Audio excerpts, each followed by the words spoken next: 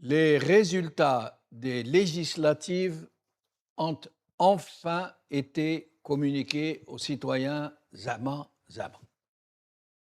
comme si nous étions dans une république, en démocratie, avec des citoyens, des élections sincères, un vrai parlement et tutti quanti. Et comme prévu, les résultats ont été revus à la hausse, dans la mesure de leurs possibilités, de 20,79 à 21,24, soit un rab de 1,55% que les experts S-Fraude ont pu racler du fond de la tambouille électorale. En fait, même si le chiffre de la participation est le plus bas jamais observé en Algérie depuis son indépendance, la fraude a pourtant été fortement présente.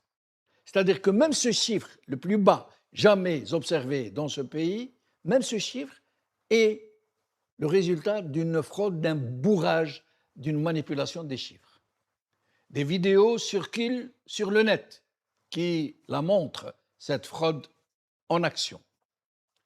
En fait, et pour bien s'imprégner de l'atmosphère actuelle qui plane sur tout le pouvoir en Algérie, jusqu'à ses périphéries les plus éloignées, il faut savoir, même si tout a été entrepris par les relais du régime pour atténuer les effets de ce tsunami qui vient de se produire,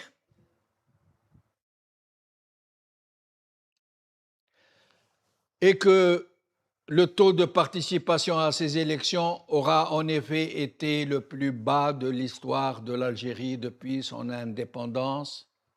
on ne le répétera jamais suffisamment, et qui a frappé de plein fouet le cœur battant du pouvoir et par conséquent tout le système.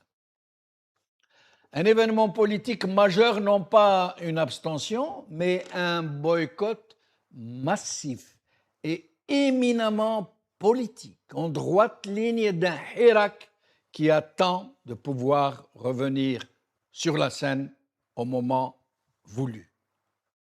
Un épisode annoncé d'une désobéissance civile encore latente aujourd'hui, sans cadre, sans leader, sans mot d'ordre, mais qui montre toute la disponibilité de tout un peuple à en découdre avec un système illégitime, putschiste, mafiocratique et qui compromet plus que jamais l'avenir des générations futures.